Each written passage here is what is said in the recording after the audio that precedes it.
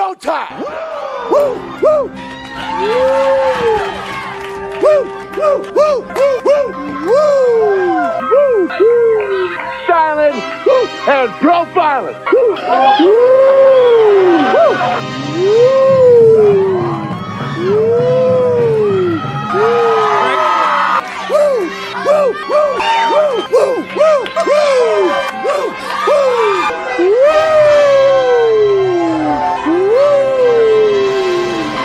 it's live and in color. Woo! Welcome to the Mafia Sports Report on the Buffalo Fan Base Network. I'm your host, Tommy, to the highest degree, to the TOP, from the 313. And by my side is my main man, my Toucan Sam, the one they call the Apex Man, Mr. Mikey. What's going on, brother? How was your weekend? My weekend was good. Rested up. Did a little bit of work. I got prepared for a presentation this morning. Nailed it. Got another one tomorrow morning, and then hopefully things will smooth out a little bit for me. So other than that, I'm doing well. How you doing? Good, brother. I went to the Snoop Dogg concert in Detroit. Got to see Snoop D-O-double-G and Too Short and Wiz Khalifa. Had a good time, man. That was fun, man. I was up till 2 a.m. though, but I got some, and then I had to be up at 8 actually. So I'm on limited sleep, but that's okay. Anyways, man, but yeah, so woke up this morning and to some bad news, Mikey. Right. Nyheim Hines got hit on a jet ski and crushed his knee and is out for this season. Your thoughts, Mikey, on hearing this news in the morning? First, thankful that it's not life threatening, because those water vehicles can be life threatening when something bad happens. It sounds like it's bad luck for the guy. He was sitting there chilling and someone crashed into him. You know, what was he doing on a jet ski right before training camp? Right. You know, I mean, right. Okay. Yeah. And we were talking a little bit about this before we went live just now. So just a heads up in case you guys don't know. And by the way, I mentioned it too on NY Up went live when it happened today. Yeah, I saw that. And I did mention it to them too, and they were talking a little bit about it. But Bills players on this team are not allowed to be on jet skis. That's one of the things they're not allowed to be doing. It could void their contract. It's going to be interesting to see what the Bills do with this now. You were mentioning before that they could do a restructure. Explain that. Yeah, so Greg Tomsat put out a tweet this morning over at Cover One, kind of outlining the things that they can do. There's 3 different options, and I don't know. I can't remember exactly what each one is word for word, but ultimately they can do one where they can just release them and eat the bonus money as paid and save some money. They can leave him be on the roster and pay his salary, or they can work with them and restructure his contract down to like the veteran minimum, where we save some, and he can still use our facilities. He'll get like the veteran minimum, so we'll save some money, but not what we could if we were to release him. But yeah. I don't know. Knowing the Bills, they'll probably do option 3. They'll work with him, so he still has access to the facility. You know, he's a guy that they like in the room, could come back next year. Right. You know, I can't see them just releasing him outright.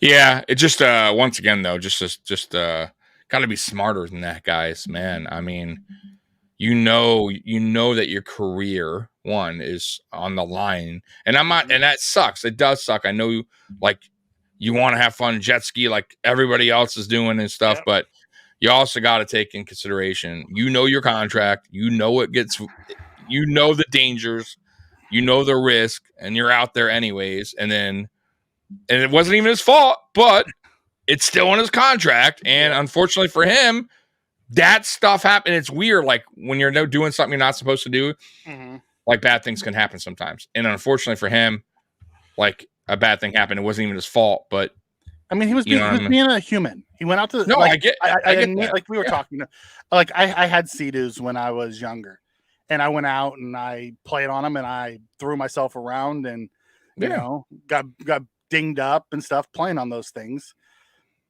Bad timing though. Right before training camp. Well, you're also not a football player. Yeah. It's not in your contract. You know what I mean? Yeah. That's what I'm saying. I get where you're coming from, and I get it. Like, it sucks. Mhm. You know what I mean? Like, but if I was getting paid a lot, whatever, a job, and they're like, hey, yeah, and they're like, dude, you can't go get a motorcycle. And I went and bought one, and I'm chilling, and somebody hits me. And I'm like, well, I was just chilling on the bike. I wasn't they were driving it. They're like, all right, dude. You know what I mean? It's in your contract. You know the deal. So, who did we pick up today, Mikey? Because I did see there was 3 running backs that worked out. Drayton Evans is the one that all the reports said looked the best. I don't know if we've signed him yet. Okay. But he was the one that I guess looked the best. There was two guys from the USFL or the XFL. I did see that. Yeah. One of them looks okay. I forget his name. Saw some highlights. It's like Cameron Hill or something like that. Yeah, he looked okay. Yeah. Once again, nothing that blew me away or anything, but Evans kind of fits more of the Nyheim Hines type anyways, because he has the special teams ability for the return ability. And he's a faster, has, good hands. Okay. He's not Hines. Let's not get that twisted right away. Nyheim Hines is a special playmaker. But we'll see what this comes out. It happened the same day that Dalvin went on Rich Eisen. Yeah.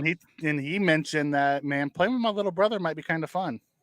Right. But I also wouldn't want to step on his toes. Yeah. So at the same time. So kind of, listen, one, they ain't going to do it. One, because he wants a lot of money. It's just not going to happen.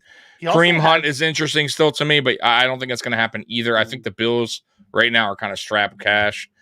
And depending on what they do, though, with the Hines situation, though, they may have a little wiggle room. That might be interesting. But would they use that for a running back, or they use it for a different position? You get what I mean? Yeah. But I will say the running back room right now, it was initially the wide receiver room for me. That was my biggest question mark. I think right now the running back room is maybe the scariest, the most thinnest, because if one guy, let's say Harris, who has an injury history, goes down in camp or goes down in preseason, whatever. Right? Now we're talking James Cook, second year, right? We're talking Murray, who's getting up there in age, and we're talking a bunch of guys from USF, XFL, whoever we wind up picking up. This guy former third round who also had injury history. That's a problem, and it's concerning. It is, because once again, I hate going into a season with like worrying about the depth at a position. You get what I'm saying? And we were cool up until that till now. I'm happy with the depth. I think we have very good depth, but the running back depth, that's shaky for me right now, bro. The receiver depth is the same way. The running back and the receiver depth is very shaky. Yes. Outside of our top 5 receivers, it's a bunch of. No, I agree. Yeah. I agree. That's why I'm saying receivers is up there too. I think the running back position might have took a little step higher in my concern department because of Hines' injury. Though I didn't think Hines would play a huge role in running the ball, but I thought he still would be a part of the offense. With Ken Dorsey maybe mixing it in finally with him. But that's not going to happen anymore. No. Adam says Damian Harris is going to ball, bro. Hey, listen. I hope so. If we can get the Damian Harris of 2021, 15 touchdowns, and I don't even care. Give me 10. It would be remarkable, right? That's 10 that Josh doesn't have to put on. That's right. That's right. But he has to stay healthy. You know what I mean? And I will say this. Maybe if he isn't the RB1 and Cook's getting a little bit more of the carries, maybe that limits his running, right? And maybe he does stay healthier for the season. Maybe the workload is what I'm saying is not so much on Harris where, he could get injured is what I'm saying. You know what I mean? We'll see. But it's a 1-year deal for a reason, because if they had a whole bunch of confidence in him, it'd be more than a 1-year deal, in my opinion. Just throwing that out there. Ooh, Mad Chatter comes in and says, I heard the Bills were looking to trade Nyheim Hines and new guy, and Harris might not make it. Who's gonna be your running backs? If you're looking to get rid of Hines and Harris, You just going to go with Cook and Murray?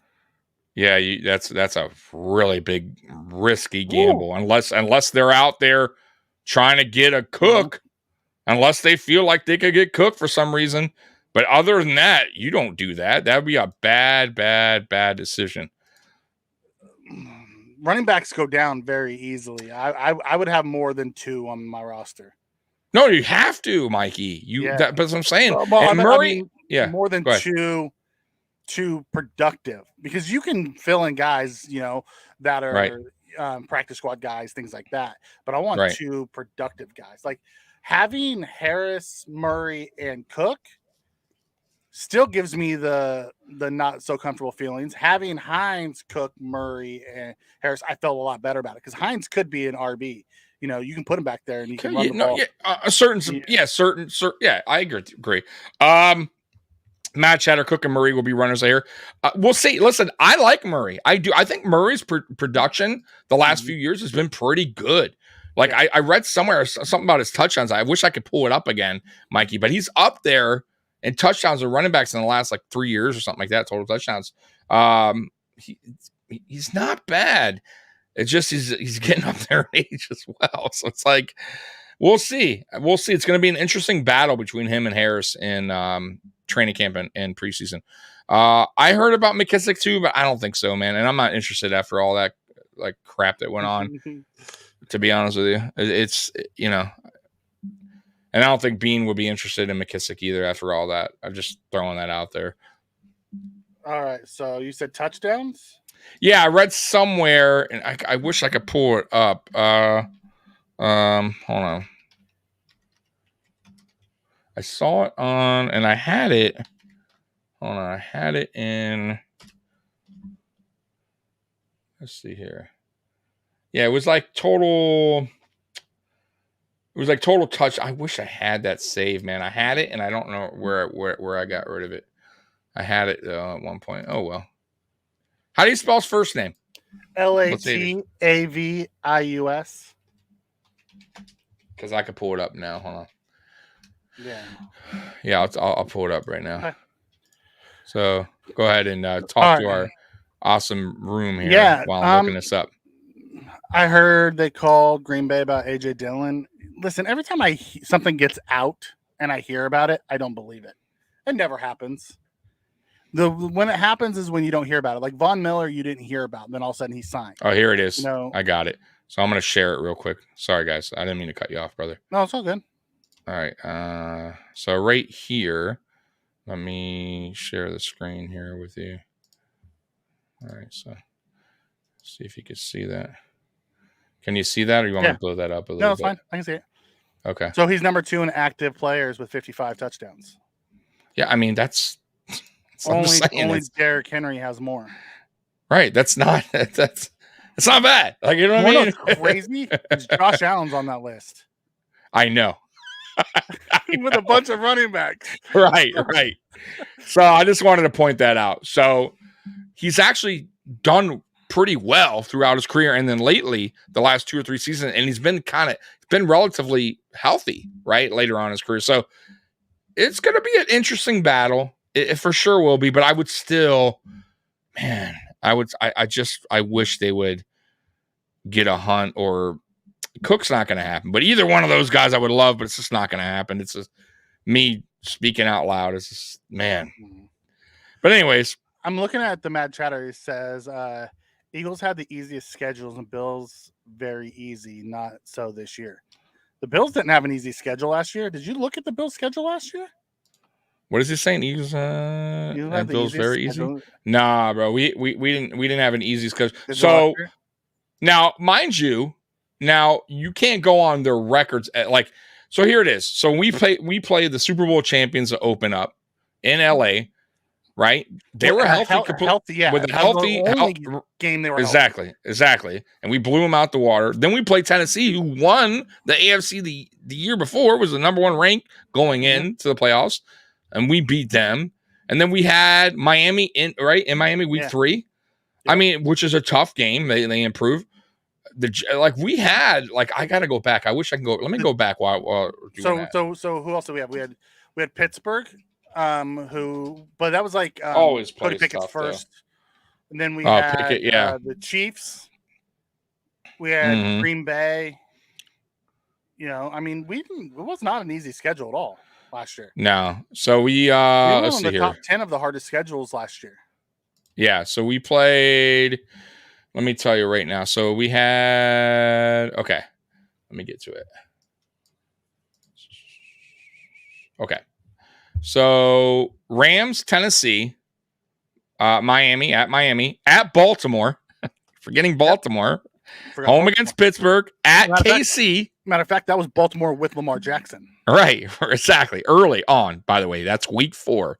Mm-hmm. Right after the Dolphins game, at Miami, at Baltimore, home against Pittsburgh, fine.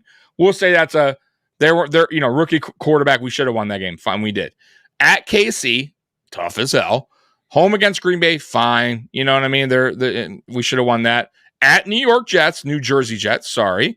Tough game. Y'all know their improvement. Home against Minnesota, who last year Minnesota was doing the weird miracle ending games, getting lucky and playing tough, and they beat us. Tough game. Cleveland Browns, who wasn't a pushover. Yep. Detroit Lions, and we played Detroit when they were on fire at Detroit. At New England, which is they always play tough no matter what. Home against New Jersey Jets. Home against Miami Dolphins, once again a tough team. At Chicago, fine, easy peasy, and then to finish it out against New England at home. So, I mean, it wasn't an easy one at all. No, none of the there's a few of those. The Chicago, the Green Bay game, fine, but the rest, I mean, maybe the Pittsburgh game you throw out there. The rest were not pushovers. Pittsburgh wasn't a pushover. No, I didn't say they're a pushover. I'm just saying maybe you can say the Bills should have won. Like, they can win that game. You know what I mean? Like, going in that game, they should win that game. I'm not saying a pushover because no matter what, when you got Tomlin as a coach, just like New England, as long as you have Belichick as their coach, they're always going to be a chance in it. Right. Yeah. And same with Pittsburgh. As long as you got Tomlin as your head coach there, they will always fight. They will always give you a tough battle, right? Very rarely do they get blown out the water, right? So, yeah, man. No, I think we had 3 games that were for sure, in my opinion, and the rest were not for sure. I mean, we went 13-3, by the way. That's not like a pushover schedule. Now, this year, not an easy schedule again, Mikey. Mm-hmm. So, yeah. I'm looking at Adam's comment. He comes in and says Hines was the most expensive back we had. If we get significant cap relief, which we won't get significant cap relief because half of his cap number was for the restructure, and we paid him as a bonus. So even if we go back and we restructure him down to the veteran minimum, we're only going to get back $1.52 million. Yeah. So it's not like we're going to be able to go out and get some awesome guy, but it will help. Right. Push us through. So, right. All right. So, Tommy, the Raiders signed. Oh, dude, I forgot about the Bengals game that didn't happen. It's the only reason it wasn't there. But that would have been another tough game. All right, go ahead. The Raiders signed 3-time Pro Bowler Marcus Peters today. Yep. It was a good signing. I've noticed more and more stuff happening. Chauncey Gardner-Johnson blew up his knee. Got carted off the field today. The safety who's I think now in Detroit. Damn, early injury for them, huh? Kadarius Toney rough. Blew up his knee today. They think he'll be back by week 1. Okay, well, okay, hey. But he's going to miss all of training camp and all of that's rough. So he'll be rusty. Yep. So I mean, a lot of early injuries going on. Yeah, let's knock on wood, guys. Let's knock on wood because we know about injuries last year, and we already started with one, and it's not even camp. They're not even in camp. So let's pray to God that our players can stay healthy and ready to go week 1. Chris Jones holding out, and it's a massive gap.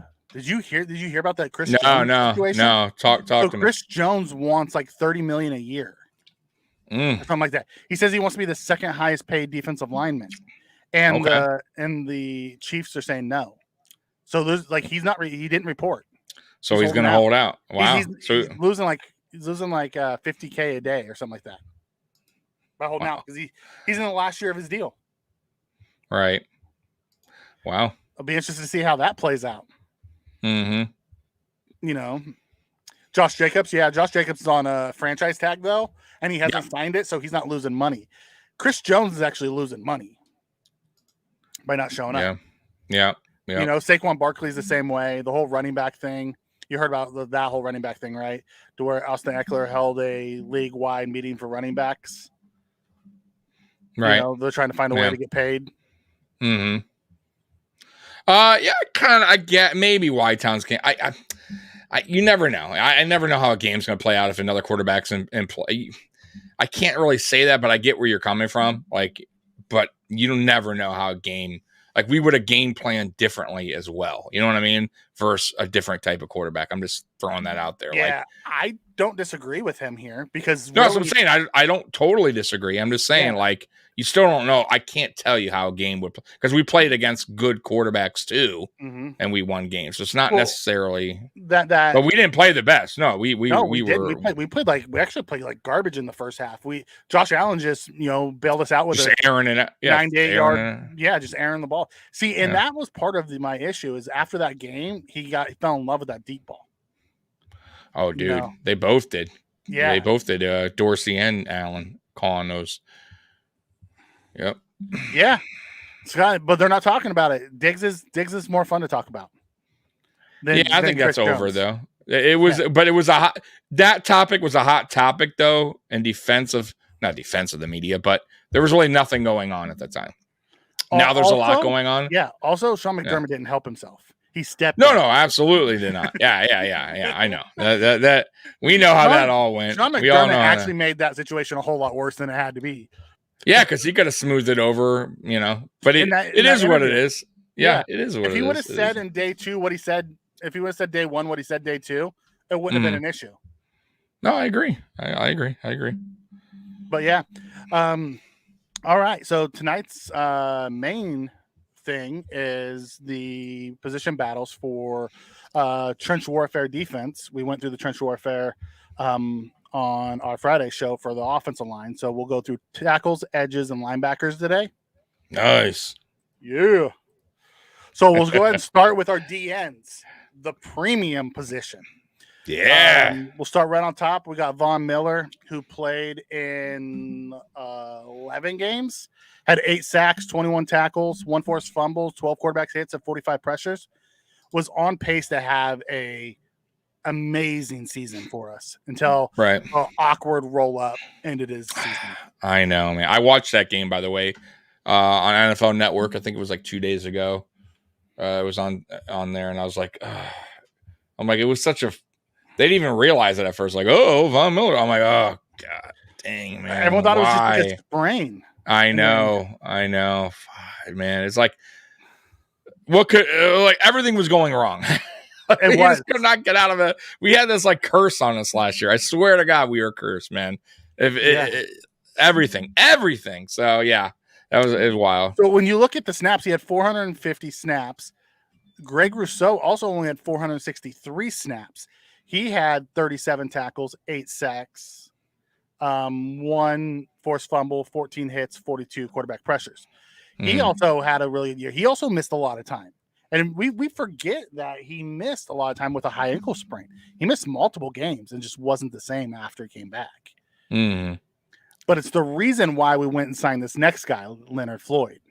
That's right. In 2022, Leonard Floyd had 932 snaps, which he will not come close to getting this year. And in the Bills defense, you don't get that many snaps. He had 59 tackles, 9 sacks, no forced fumbles, 22 QB hits, and 54 pressures. So on a good, roll, I think he can get anywhere from 6 to 10 sacks, and he'll have a really solid season with the way we rotate our guys. Yeah. AJ Epinesa had 374 snaps. He had 16 tackles, 6.5 sacks, 2 forced fumbles, 10 QB hits, and 26 pressures. Epinesa was probably his best year. Wasn't definitely, yeah. It was a step up, but it wasn't a huge step up. I think he took a step forward in his progress, but I don't think it was a giant leap. How about that? Is that fair to say? Yes. Like I wasn't like overly impressed, but it was good to see. Is that I guess that's fair to say, right? Mm-hmm. Okay. Yeah. No, it was progress. He looked like a rotational pro D end last year for the first time. Rather than just a prospect. It'll be interesting to see what he does in year 4. Then Shaq Lawson had 467 snaps. He had 31 tackles, 3.5 sacks, 1 forced fumble, 9 QB hits, and 20 pressures. Right. He's not a huge pass rusher. He's a better run defender. He's just a solid all around rotational D end. Yep. You know what you get from Shaq when he steps on the field. You 100%. get hustle and brings that nasty that we don't have with some of the other guys. 100%. And then Boogie Basham, he had 389 snaps. He had 19 tackles, 2 sacks, no forced fumbles, 5 QB hits, and 18 pressures. Boogie needs to make that AJ step if he even makes this roster. Right. Yeah, I don't think I don't think he is, man. I'm gonna be honest with you at this point. He'd unless listen, I don't count anyone out. Like I don't know what this guy has done in the offseason, what kind of work he's put in, right? Mm-hmm. How prepared he is, ready for training camp. This dude could be, putting the work in, and he may outshine Shaq Lawson or AJ Epinesa. You never know. So I'm not going to count him out, but I have been very underwhelmed by Boogie Basham since he's been drafted here. I think he is definitely on the bubble, and I would hope that they could get something for him rather than cutting him, because he is a second round pick. But yeah, on that. Oh, go ahead. I'm sorry. You're not done with the list. Go ahead. No. I was just going to hit something in the comments. Go ahead. What am I missing? Matter said, honestly, I'd rest Vaughn until week 10. Oh, he was joking. Kidding. Yeah. But I'm with Beth on this. I would say leave him sitting until week 6, then slowly bring him back. I'm totally on board. Totally on board with that. We don't need regular season Vaughn. We need playoff Vaughn. Exactly. We need. I agree with the playoff Vaughn, but we need down the stretch Vaughn into the playoffs Vaughn. How about that? Yeah. Right? Because that's where it counts, right? Yeah, down the stretch. Right. Having Leonard Floyd and Rousseau gives you that, and then Lawson, who's just solid, and then either Epinesa or Basham, pick your choice, which one you want to keep, gives you that flexibility to bring him along slower. Because I don't want to see Vaughn come in week 2, week 3, week 4, and then get hurt in week 10 again. Yeah, dude. Listen, I love his positivity and everything that he ever talks about, including free agents that never happen.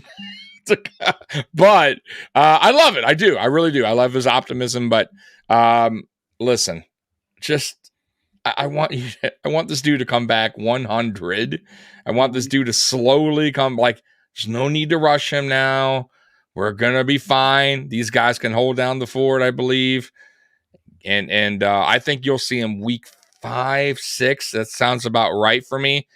I think you get him in there week 1, week 2. It's going to be a mistake, in my opinion. I don't. Now, listen, I'm not, once again, though, if that's what Vaughn wants to do. I can't tell a player what to do or coach, but I just, in my opinion, I feel his age as well. I think in his second ACL, I would take it a little bit more cautious. How about that? You know what I mean? I got to factor that in. And exactly. Almost like the Trey White program last year. 100%. Hold them an extra week or 2 just to be safe. And I think they did the Trey White thing longer, Mikey, because I think he was probably ready to go earlier, maybe. But I think because the mental side of it, I think they did that on purpose, because I don't think he mentally was right to go back in. You know what I mean? Because I think he had never been injured before. Ever. Right. And it was like, I think it was kind of messing with him a little bit. You know what I mean? Even though it seemed like his rehab was going well, I don't think, I think the way he was talking, I think the Bills, like, they wanted to make sure he was at least mentally prepared.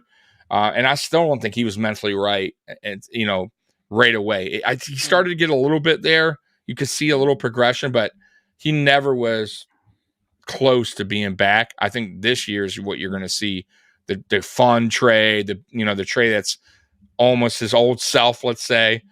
That's the Trey you'll see this coming up season. Bash comes in and says, Floyd, Miller, Rousseau. Are you kidding me? Who's not getting sacked? Actually, when you think about it, go to this NASCAR package, go Floyd and Miller on the outside, throw Oliver and Rousseau in the middle, then drop then drop in Taylor Rapp to go with Milano. Yeah. Talk about a NASCAR package for a pass defense. Dude, I would, dude, that would be fun. They should. If McDermott wants that aggressive style defense, you put your best out there on the field, especially getting to the quarterback, causing havoc, quarterback pressure. That forces the quarterback to do so many bad decisions or throw the ball away. We've seen it. We know it. I mean, look at the Chiefs game last year, right? When you put pressure on Mahomes at the end, which was Vaughn, I believe, and then Matt's coming around the corner, Milano, and he throws the interception to Ron because he was under pressure. You let Mahomes back there doing his thing, no pressure, you get to 13 seconds. I mean, that's what happens. You have to put pressure on these quarterbacks. You cannot just let them sit back there and pick you apart, man. And we've done that way too long under Frazier and McDermott, and now it's McDermott's turn by himself to show that we can finally put more pressure on quarterbacks, play a little bit more physical at the line as well. Yep. And we got better cover linebackers. I love Tremaine, but he wasn't the best coverage linebacker. Yeah, I agree with that. Having better coverage linebackers will help too. Matt Chatter comes in and says, guys, when's the last time we were this stacked to edge? I can't remember. 90s? Yeah, I don't remember either. I'll be honest. The 90s probably, since we had 3 legit pass rushers. Yeah. I'm going to tell you, man, too, on this pass that everybody was talking about here. I know you haven't gotten to the bubble guys. You want to get to the bubble guys before I continue? Or okay, I'll get to the bubble guys. Bubble guys, Shane Ray, his career snaps, he had 1,614 before he left the league. He had 94 tackles, 14 sacks, 2 forced fumbles, and 33 quarterback hits. Shane Ray's an interesting prospect coming into this season. What Shane Ray do you get? Do you get the, bum wrist Shane Ray, or do you get the previous Shane Ray? Is he finally healed and ready to continue his career? Be interesting to see. Then we have Kinsley Jonathan, who was on our practice squad last year, and Cameron Klein, who was on the Colts practice squad that we picked up. So really, it's our main guys, and then we have a couple sleeper guys. Yeah. Yep. So on Rousseau, I want to mention some of these guys that we went through. So Rousseau is the guy to watch, man. I'm going to tell you right now, young, athletic. We talked about AJ a second ago, who took a step, I guess, a baby step forward last year. You want to talk about a guy who took a giant step? Was Rousseau. He went from 4 sacks to 8. He doubled his sacks last year. He looked physically like bigger, faster, and more mature. And man, dude, if this guy's on that trajectory, he's going to get 10 plus sacks for sure, in my opinion, this season. And then you line them up next to, and then you got Floyd, who's a veteran, another guy coming into that room like Vaughn, who's going to teach this guy some tricks of the trade. And Rousseau's gonna once again, pick his brain and learn from one of the best to do it with Vaughn and Leonard Floyd. And I'm telling you guys, Rousseau is that's why Brandon Beane drafted this guy. Saw the high ceiling, he's raw, the high ceiling, smart. Dude is very smart. And I'm telling you, man, a beast, man. So look out for Rousseau this season. I'm excited for Floyd. That was an unbelievable pickup for Brandon Beane. Got him on a great deal. I really wonder how they work that out because it's a 1-year deal. If he's playing well in the season. They have 4 years on his contract. That's how. Okay. So I'm curious if they do anything with that. What they can do is very much like with Micah Hyde, because Micah Hyde has a void year next year on his deal. So they can bring Hyde back And since they're already paying Hyde like $3.5 million next year, they can add some more money to that since we've already, and it just offsets the cap hit. Same thing with Leonard Floyd. We bring him back next year, whatever we decide to pay him minus whatever we already owe him, gives us the cap. Is kind of sets the cap. So yeah, see, I wouldn't even mind it. I'll be honest with you, Mikey. I wouldn't mind bringing Leonard Floyd back either. Let's see how he fits into the. I want to see how it exactly. They'll know right away, but yeah, I agree with that. He's one of those guys like Vaughn that just can play in any defense. Right. He's just a pass rusher. That's what he is. Yeah. Rousseau. I'm really excited about Rousseau because when he was drafted, he was actually a safety and tight end in high school, and then he, his freshman year he moved to edge. Yep. And then he played his freshman year, and then opted out his second year. Had 15.5 sacks, by the way, his freshman year. He was second behind Chase Young. Yeah. By 1 sack. Yep. Chase Young had 16.5. Rousseau had 15.5. So I mean.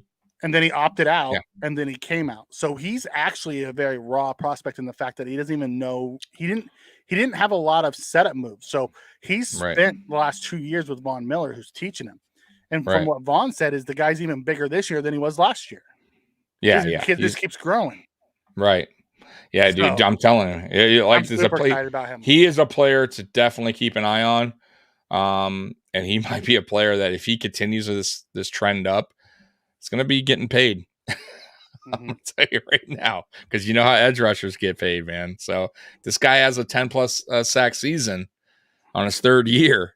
Those numbers are very impressive, going from 4 to 8 to 10+, whatever he gets. Then Brandon Beane's going to have to start thinking about what he wants to do with Rousseau.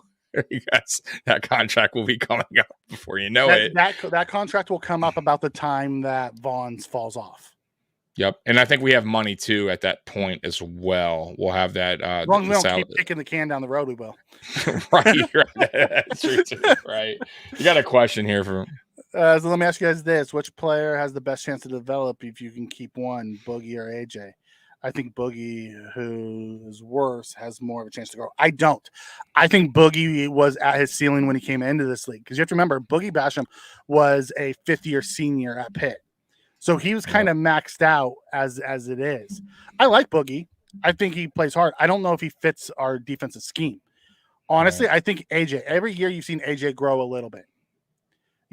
Year one, they asked him, he was a big defensive end and played with power. They asked him to lose a bunch of weight and become a quick twitch guy. He's never played that way. Year 2, he got his body a little bit right. Year 3, he took a step into being a productive rotational D end. I think in year 4 he'll become a little bit better. I think he'll get 6.5 to 8 sacks next year. Yeah, that's fair. And then someone will pay him a decent amount of money to go be a rotational D end for them. Yeah. You get 6.5, 8 sacks a year. Someone's going to pay you, and they're going to give him, $8,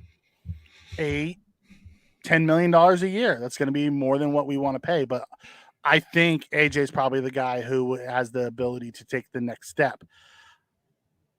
I don't know what Boogie's role is, because they play with him a little bit. They put him on the outside, they put him on the inside. I don't think he has a defined role of what they want him to grow into. Right. Yeah. They do. I haven't seen it.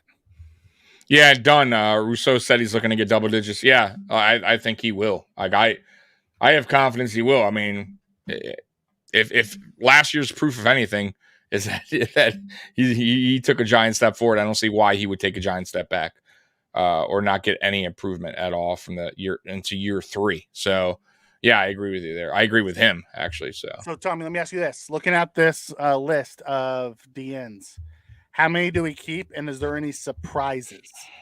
I don't think there's any surprise, man. I think if anyone's gone there, I think it's going to boil down to, in my opinion, Boogie and Shaq on who gets either cut or traded. And I just think, once again, I think Boogie is the one for me that gets shipped out or cut. I can't see him keeping all these dudes, right? But Vaughn for sure, Rousseau for sure, Floyd for sure. AJ, you could possibly maybe be your one that you're saying surprise trade. Maybe if a team's really like Beans, like, damn, they're offering, whatever, like a third or whatever, something crazy he has to do it, then fine. Like then, but would that be so crazy? I think we would all be like, okay, you know what I mean? But no, I don't think anything here is gonna, be surprising. I think it's gonna boil down to Shaq and Boogie, in my opinion. One of those guys are going to be. I think it's going to be Boogie personally. I think Boogie's because he is only on going into year 3, so he has 2 years left on his rookie contract. Right. Someone's going to look at him and say, "Okay, he's a former second-round pick. Correct. I can get something out of him. He can be a rotational guy, or we have a plan for him, and we're going to do this like they did with Cody Ford. They got a 5th for Cody. Exactly. That's how I see Boogie. Yep. Yeah, and then I can see us putting Vaughn on the pup, and us keeping Rousseau, Floyd, Epinesa, and Lawson, and then having Shane Ray and Kinsley Jonathan on the practice squad. Shane Ray is interesting too. I know you mentioned him on the. I think he is one of those players that Bills Mafia is going to rally around because he's one of those guys that he has a long way to go to make this roster. But Bills Mafia loves those kind of players, right? Like the underdog story. It's going to be interesting to see what he does in camp and preseason once again, because listen, who knows? I mean, I don't know. Once again, I have no idea what Boogie Basham's done in the offseason. I have no idea what Shane Ray's been doing. These guys could come out and absolutely, wreak havoc, right? And they wind up making the team. So let's see, but I think Shane Ray is an interesting one because he was a former second-round pick. And not only that, his second year, right? Sophomore, first round pick. Yep. Yeah. I think he was like high, like 20 or something like that. Yeah. But he was an absolute beast his second year in Denver, and they won a Super Bowl there. And with Vaughn, by the way, he was a good player, but then he had that little weird injury with the wrist, just couldn't get it right. Then mentally, I think it messed him up a little bit. And he's had time to get his things right? Get mentally right. CFL actually had a really good year at the CFL and worked his way back for a shot at the NFL. Right. So let's see if this dude could come in and earn a spot. And if he does, man, kudos to him, man, because he is definitely, like I said, man, one of those guys that's going to have to show a lot of work, man, to make this team. Keep your eyes on Kinsley Jonathan too. The Bills fell in love with him last year. Yeah, I liked him. A lot of ceiling, really high ceiling, really low floor. So it'll be interesting to see what he looks like in year 2 as well. So, all right, let's move on over to the defensive tackles. Obviously, it's our newly minted paid man, Ed Oliver, in 2022. I don't know why I still left on 2022. Couldn't get an update on that Daquan or Tim, huh? How'd they get in the old uniforms? Yeah, I didn't update that. They were already there from last year. I didn't even update the dates. I updated the stats, but not the dates. I'm just messing with you. Ed Oliver had 622 snaps. He had 38 tackles, 5 sacks, 1 forced fumble, 11 hits, 40 pressures. Not bad. Daquan had 637 snaps. He had 1 sack, 1 forced fumble, 23 pressures. He was a fantastic one tech. Daquan was the guy who did the dirty work. Yeah, Ed Oliver had 0 movement against the Bengals, but our entire defensive line had 0 movement against the Bengals. That was just a crap game. Tim Settle only had 200 snaps. He didn't do anything in year 1. He's been disappointing. He had a disappointing year for a guy that I thought had potential. And I still think he does because I've seen it in Washington. You know what I mean? And I heard the rumblings out of Washington, the fans from they loved him. They said he saw flashes left and right. That's what I mean. He didn't do anything for us. Nothing. Quiet, man. Yeah. And he started off with the bang in that press conference. You know what I mean? Like, I was like, damn, okay, this dude's ready. And he just didn't. He didn't take that. He didn't take that approach on the field. He didn't take the opportunity. Right? Yeah, he just didn't. You're right. Opportunity too, because he had him. You are right. Yeah. Yep. Just didn't quite get it. I'll be interested to see what he does in year 2. Jordan Phillips, Big Daddy Jordan, love the guy. Super productive when he's on the field. Just keep him on the field is the hard part. He had 277 snaps. He had 3 sacks, 3 QB hits, 15 pressures. I mean, you love the guy because he just runs his heart out and he dives for the quarterback and then dislocates his shoulder. All right. or he's running down a pick six and gets snipered with his hamstring. Right. Love him. But then our new guy, Puna Ford. In 2022, he had 642 snaps. He had 35 tackles, 3 sacks, 7 QB hits, and 22 pressures. But he played out of position. Correct. And he played more of a D end than a D tackle. So moving him back to a D tackle, we'll actually see the better Puna Ford. In 2021, he had 802 snaps, 53 tackles, 2 sacks, 6 QB hits, and 33 pressures. So being in this rotation, we're going to have big bodies coming at you. Waves of them now. Knowing that if one of these guys gets hurt, having Puna is like getting Floyd on the D end. Having Puna step into this defensive tackle room is just like that. It's just a third body. I think it goes Ed, Daquan, Puna in that order as your D tackles. Then we have Eli Anku, who had 43 tackles, 2.5 sacks in his career. DJ Dale. DJ Dale is someone who I'm very interested in seeing how he plays. My University of Alabama defensive tackle. He's more of a one tech, so super interesting. Big body, great against the run. Kendall Vickers, he had 20 tackles, 3 QB hits, 2 sacks in his career. Hasn't had much playing time. And then Cortez Broughton, in his career, he's had 9 tackles. Okay. So it's our big 5. Eli Anku, who's been around for a while, knows our defense, is a great practice squad guy. And then DJ Dale, who's our rookie UDFA, who I am super excited about. He's really big, but he's short. He's short and stout. And packs a punch. He's 6 foot, 310 pounds. And moves quick, man. The dude is a beast. Puna Ford was actually supposed to get paid more. He actually got bigger offers elsewhere, and he chose to take less to come to us. Is DJ Dale's kind of built the same way Puna Ford's built, short and stout. Right. It's one of the reasons why he went undrafted. But so did Puna Ford out of the University of Texas. Right. He went super late because he's short and stout. Just because you're short doesn't mean you can't play the ball. Yeah, it means nothing. Yeah, that doesn't mean anything. Yeah, man. Listen, man. Finally, Brandon Beane really addressed the line. Got some really quality depth players. Got a lot of young talent here too. I'll be honest with you. Not a lot of these guys are aging old. I mean, I guess Jordan Phillips would be maybe Daquan Jones. Yeah, Daquan and Jordan are probably the vets. They're not like super old or anything.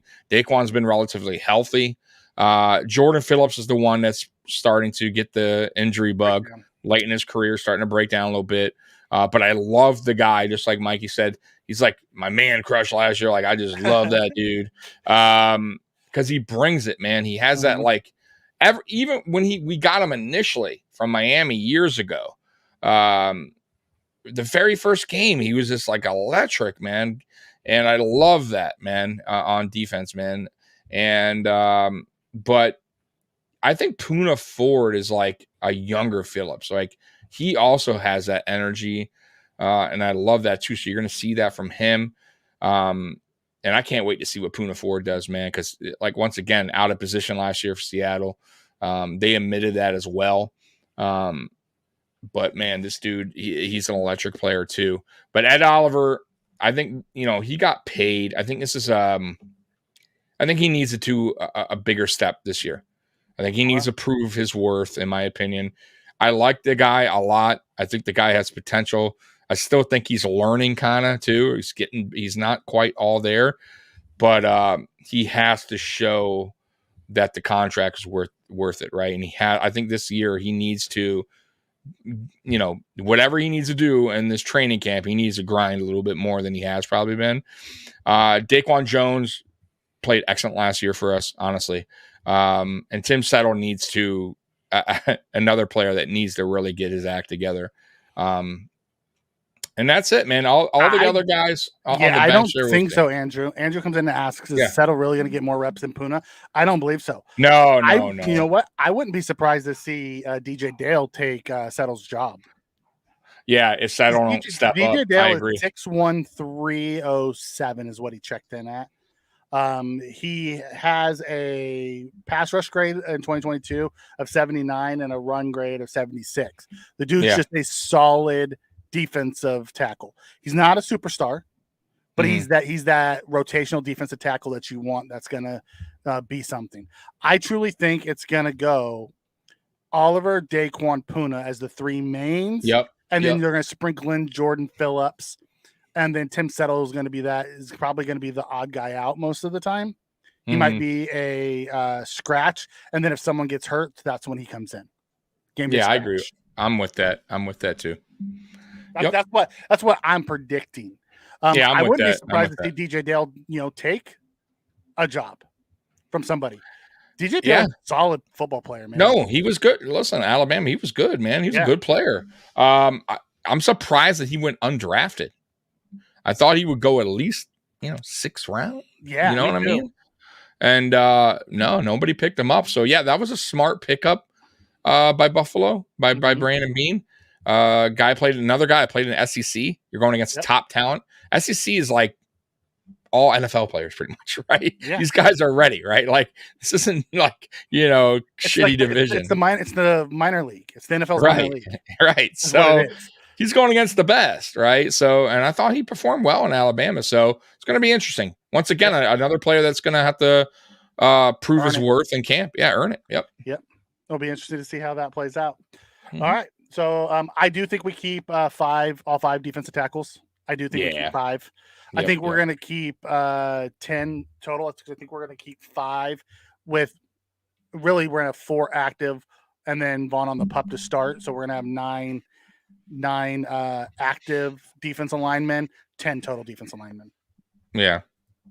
All right. Linebackers. Good. Our boys. Right. Let's get to it. Matt Milano, all pro Matt Milano.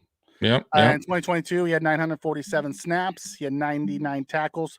He missed 13 tackles, though. I wish that number would come down. Seems to be going up, though, with this guy. Right. He had 3 picks, 1.5 sacks, and he had a 62.6 pass rating against. He's first team all pro for a reason. The dude's a stud. Who do you think will be our starting middle linebacker?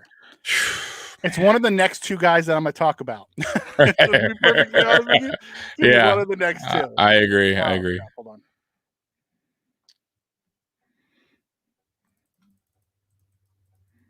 Well, technical difficulties on Mikey's end. Don't worry. My computer's like froze for a second. Oh, there we go. We're back. Okay, I'm back.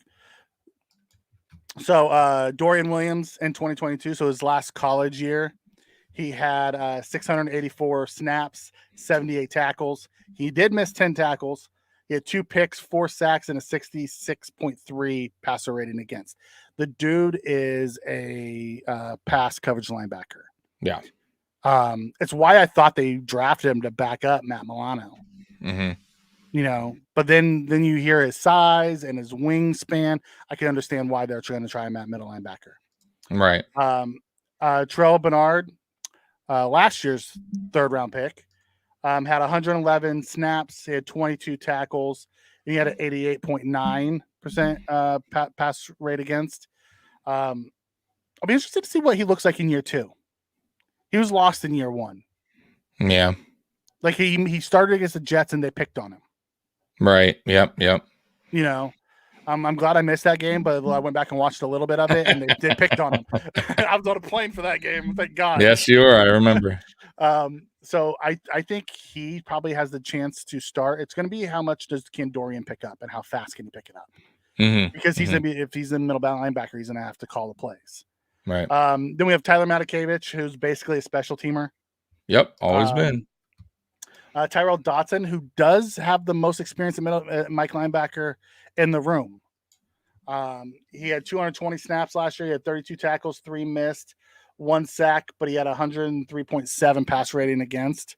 He's not a coverage linebacker. He's more of a balanced linebacker. He's probably gonna be better. He's a little bit bigger, so he has more of the thump for the run game. So it'll be interesting to see which of those 3 may make the cut at the start. And then our 3 other linebackers are AJ Klein, Balin Spector, and Tavian Howard. Yeah. Spector's interesting. He I think is. Spector has a outside shot at winning that middle linebacker job. I mean, He was a Mike at Clemson. No, I get it, and I like what I saw in pre. I did. I thought he was very impressive in preseason last season, but I don't think Klein's gonna. At first, I thought, oh, maybe Klein. No, God, no, I hope not. And I don't hate Klein. It's just he's limited. He's also getting older up there, but I don't even think he's in the running for it. I think he's just the vet. No, but he's a Sean McDermott kind of guy too, though. Yep. So he might make the team just because of that. But I like Dorian Williams. Bernard, I still don't think I think it's going to come down to. God, I hate this. It's going to come down to Klein and Williams. Maybe, like you said, Spector could creep up in camp in preseason and actually pass up Klein. It could come down to Dorian Williams and Spector. But I'm also thinking it could be like a rotation of middle linebackers. I don't know if one's going to have a true. The problem with that is if they're going to be the play caller, only one. I know. I don't think they will be. I don't think. I have a feeling they're going to that none of these middle linebackers are going to be the play caller. I think they're going to switch that off to somebody else, in my opinion. Ooh, I could be wrong. Okay. But I can't listen. McDermott's never done that. I know he hasn't. In his career. Yeah, and maybe he won't. Maybe this time he changed his mind, but I just don't think so. Now, especially if they're doing a rotating thing, and that's what you're saying. They're saying, hey, if that happens, there's no way you can have all guys playing, calling the plays. But I don't know if any of these guys right now, and that's scary to say, like, yes, he's our middle linebacker. You know what I mean? Like, we don't have that on our roster right now. Right? Say, yeah, he's the Mike. We don't have. We have three guys battling for it. And what made me think Spector has a chance is he also had an 88.3 pass rating against, but he's a better run defender than either one of those other two guys. You know, no, listen, and he gets to the quarterback too sometimes. Yeah, he. I don't hate his game. I just feel also he's a little limited. Pass coverage, he's not good at all. He's not a good pass coverage, bro. Run blocking, run tackling, I mean, pretty good run tackler. Klein's not bad at run tackling. Oh, God. No, yeah. I didn't know what you were talking about. I missed. Okay. Klein, yeah. Don't. But he's bad. He's bad against pass coverage. So he's terrible. You bring him forward. Don't make him go back. Exactly. 100%. Play him downhill. Right. Bring him in a blitz. Get him on a blitz, like a blitz pack, whatever. But you don't like whenever we used him when Tremaine went down last year. I think he was terrible against the pass coverage. Awful. He got lost a few times too. Like you could see him getting a little bit lost out there. But hey, man, listen, these young guys have a lot to prove, man. Dorian Williams, Terrell Bernard, Spector. Let's see, man. Like I said, man, training camp's going to be really, really interesting in preseason. I'm excited once again to see preseason these guys try to win jobs, and some young talent, man. I've seen if they could take a step forward. I think McDermott wants Dorian to win it. I think he's hoping Williams comes in and takes it. Is there any veteran linebackers out there still left? Somebody was saying something about waiver Matt Chatter. Is there anyone that's still out there that you would like? Surprised that's an issue. Finding middle linebackers isn't that hard. It is when you don't have money to pay them. All of the good middle linebackers went and got paid somewhere else. We didn't have money. That was the problem. Right. Well, we got what we got. I'll be interested to see if any of them get cut because there's a lot of like the Chiefs have like 6 linebackers that could play on that could probably start in the middle. And that is also another thing to keep an eye on. That's a great point, Mikey. When waivers start to hit, when teams start to dwindle down, there's going to be guys. There's surprise cuts. There's every year, right?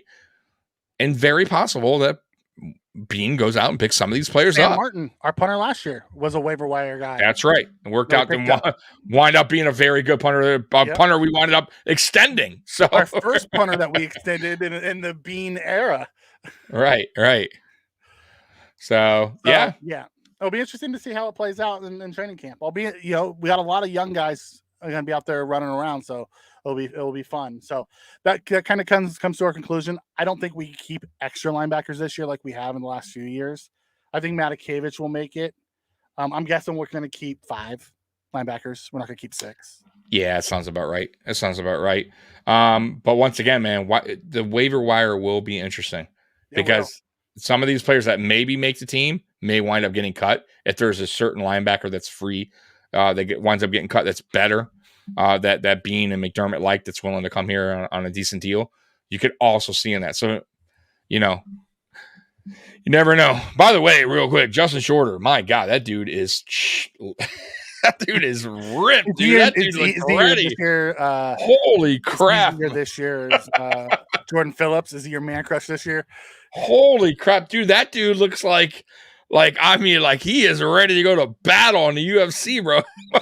I'm like, yo, he's the DK Metcalf, AJ Brown type of body when they came out. Remember, they were both shredded like that. Yeah, and bro, he's tall, 6'4". Like, if this guy can, once again, though, I don't know, it's his injury history, but if he could show what he did in high school and then his improvement in Florida, Brandon Beane might have had a good steal there in the draft. Like I said, man, I don't think it's going to be year 1, maybe not even be year 2, but it's a guy I think everybody needs to keep an eye on, especially if the Bills keep him on the 53, because there's a reason for that.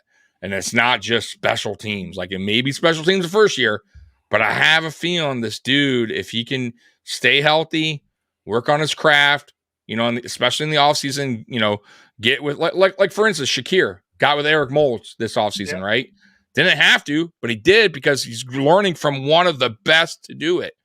So why not improve your craft? Learn from somebody that did it very well. And I think that's something Shorter will learn as he stays in the NFL, that you have to do this offseason stuff on the side to improve your game, because you're not going to always get it in training camp. Like, you know what I mean? You just won't always get that extra one-on-one work is what I'm trying to say. So. Yeah. No, he's fat. No, fast. He runs a 4.4. I want to hit on something that Matt Chatter said. He said Tremaine was not worth that money. He wasn't worth that money in Buffalo. The way we used him, he wasn't worth it. I have a feeling he's going to go to Chicago and they're going to unleash him as a weapon on defense. Oh, dude. I don't think you're going to see him dropping back in the middle of the field.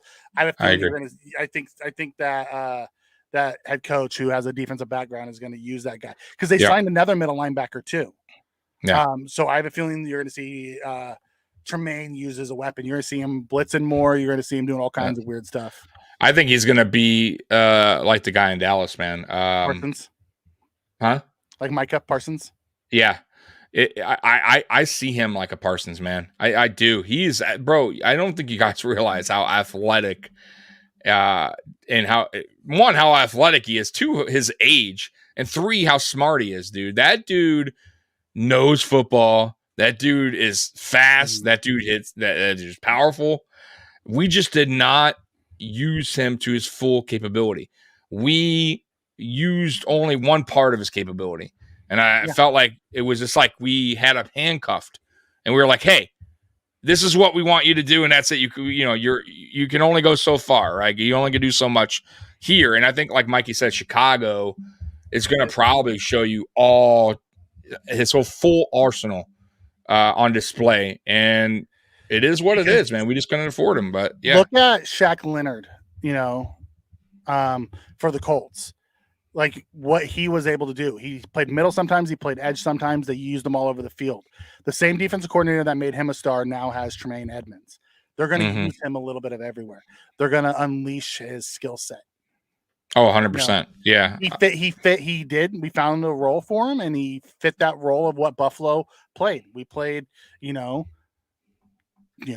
coverage, his size closed the middle of the field just because of how big he was. They throw in the middle of the field, but it was a very zone heavy defense. Exactly. It wasn't an attacking defense. So exactly. All right, Mikey, anything else for tonight? No, I think we're good. Our next show, we'll finish up with the secondary and the specialists. And camp will already be kicked off, so we'll have our first reports because we'll already have our first. We'll have some updates. Yep, and that'll be interesting. So Friday, guys, Friday Night Lights at 8:30, and then tomorrow. By the way, at 8:30, wrestling, Nuclear Heatwave Wrestling Podcast. If you're anyone that likes wrestling, that's on tomorrow at 8:30. And then obviously, like I just said, Friday at 8:30 for me and Mikey. And then that's it. And then we'll be back again Monday, and we're doing this thing, man. So we're getting ready. Football is back, baby. Yeah. By the way, too, Banged Up Bills, not Banged Up Bills. Why I say Banged Up Bills?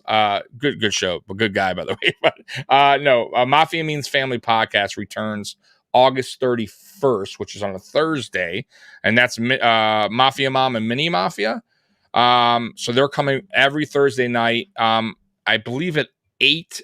I'll let you know the time once I get it set in stone, but they will be back to shortly. And then also AFC East Shakedown. By the way, I have a full everybody now. I got a Jets guy, right? I got a Dolphins guy, and Curtis and Captain D said he'll pop on here and there. And then, of course, I got Trevor and Juan from Sports Dynasty and myself. And Mikey might join us sometime here and there as well on that. So that's coming up September, I think, 2nd or something like that. So look for that this season. So we got a full slate. And I don't know yet, but I may, if Mikey can, I understand, I may do some preseason post game just to hop on here and talk real quick for you guys if you guys are interested in that, because it's a Saturday. I don't care. So I may do that this season just to talk to see what players we liked, because that might be interesting, especially with these guys trying to make the team. So look for that. Very interesting conversation when you're talking about, because a lot of the backups. Exactly. We'll talk about position battles, some of the young guys that we're not going to see in the regular season. So it would be a good conversation. If I can make those, I'll make them. Yeah, exactly. I mean, they won't be long. It won't be a long video. But anyways, I'm thinking about it, guys. So anyways, guys, real quick too, Mafia Sports Report hit 3,000 subscribers. Thank you. So thank you, everyone who's shown love for this channel, love and support. Mikey, of course, thank you again for everything you do. And Bills Mafia, we love you. And as always, go Bills. And I will play the outro, and we are out of here. Go Bills. Go Bills. Peace.